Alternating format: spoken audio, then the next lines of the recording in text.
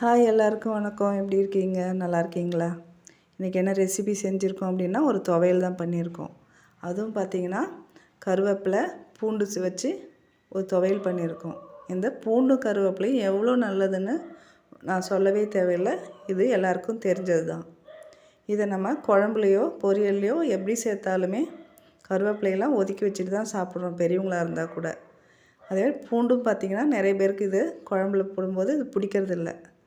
இதை நம்ம இப்படி துவையலாக பண்ணி வச்சு சாப்பிடும்போது எல்லாருக்குமே இது பிடிச்சமானதாக இருக்கும். நீங்களும் ட்ரை பண்ணி பாருங்கள். இதுக்கு தேவையான பொருள் பார்த்திங்க அப்படின்னா, கருவேப்பிலை ஒரு 3 பிடி அளவு எடுத்திருக்கேன். ஒரு 5 பூண்டு உரித்து வச்சுருக்கேன். அதுங்க காரத்துக்கு மிளகா, காஞ்ச மிளகா உங்கள் காரத்துக்கு தேவை போட்டுக்கோங்க. இது கொஞ்சம் கூட போட்டால் நல்லா தான் இருக்கும் காரம். இது புளி பாருங்கள், ஒரு சின்ன எலுமிச்சை அளவு புளி, 2 ஸ்பூன் உளுத்தம் பருப்பு, 1 ஸ்பூன் எள்ளு எடுத்திருக்கேன். கொஞ்சம் வெள்ளைப்பொடி, தேவைக்கு உப்பு இப்படி வச்சுக்கோங்க. அடுத்து வானல் காஞ்சதும் ஒரு ஸ்பூன் அளவுக்கு எண்ணெய் சேர்த்துக்கோங்க. எண்ணெய் சேர்த்து இந்த மிளகாயை ஃபஸ்ட்டு வறுத்து எடுத்துக்கோங்க. ரொம்ப கருகாமல் வறுத்து எடுத்துக்கோங்க.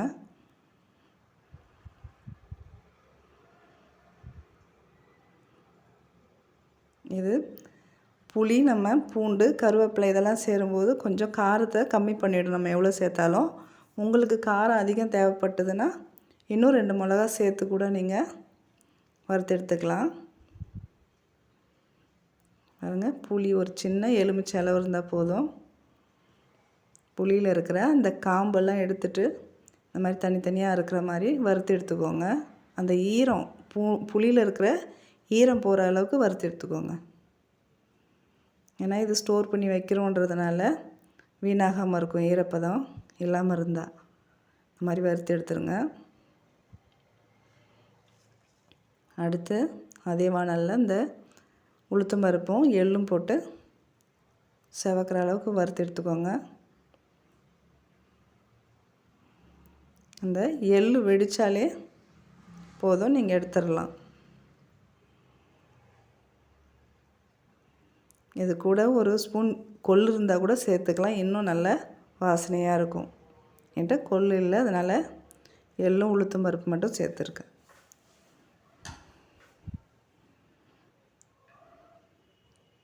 பாருங்க, அடுத்து இன்னும் 1 ஸ்பூன் எண்ணெய் ஊற்றி நல்லெண்ணெய், கொஞ்சம் நல்லெண்ணெயில் தான் நம்ம இதை செய்யணும். பாருங்கள், பூண்டு இதை ரொம்ப வதக்கணும்னு அவசியம் கிடையாது. இது ரொம்ப வதங்கினா அந்த டேஸ்ட் போயிடும். ஒரு பாதி அளவுக்கு மட்டும் அது செவந்தால் போதும். அந்த செவற வரைக்கும் வதக்கிட்டு நீங்கள் அதையும் எடுத்துருங்க.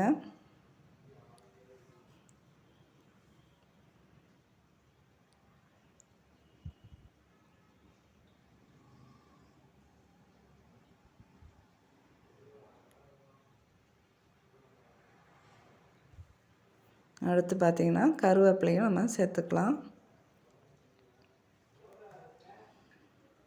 இந்த கருவேப்பிலை நீங்கள் வாங்கி வந்த உடனே ஃப்ரெஷ்ஷாக இருக்கும்போது செஞ்சிங்கன்னா நல்ல வாசனையாக இருக்கும். இது ஒரு 2 நாள் ஆகிடுது, கொஞ்சம் வதங்கின மாதிரியே இருக்குது. நான் அலசிட்டு இந்த வறுத்து எடுத்துக்கிறேன்.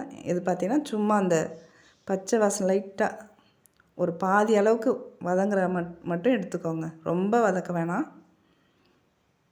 இந்த பச்சை நிறம் போகாத அளவுக்கு வதக்கி எடுத்துக்கோங்க.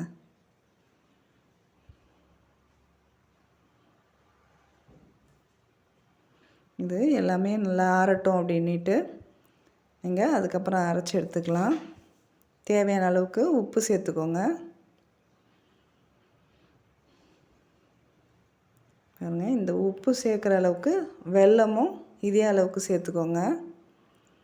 ஏன் வெல்லம் சேர்க்குறோம் அப்படின்னா, இந்த புளிப்பு, காரம், உப்பு இது எல்லாத்தையும் சேர்ந்த சுவையாக கொடுக்கும். கொஞ்சம் நம்ம இந்த மாதிரி துவையல் பண்ணும்போதும் சரி, இந்த புதினா சட்னி இதெல்லாம் அரைக்கிறோம் பாருங்கள், அப்போ கூட கொஞ்சம் வெல்லம் சேர்த்து நீங்கள் அரைச்சிங்கன்னா நல்லாயிருக்கும்.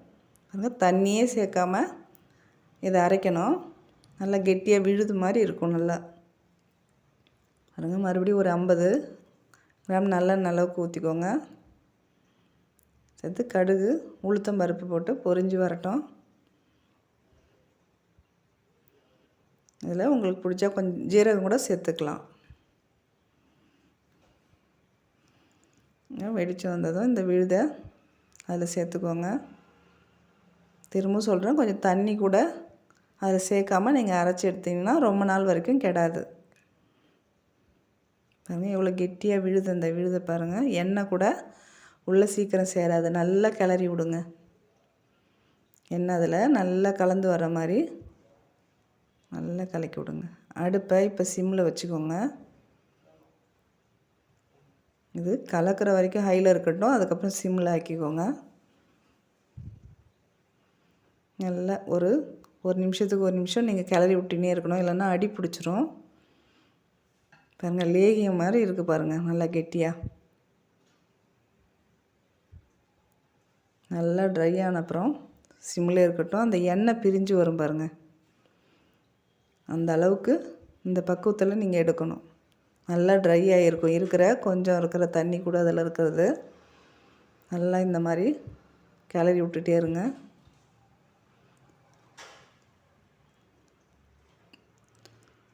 அடுப்பு ஆஃப் பண்ணிட்டு எடுத்து வச்சு ஆறட்டும். நல்லா ஆறணுங்க. சூட்டில் நீங்கள் ஸ்டோர் பண்ணக்கூடாது.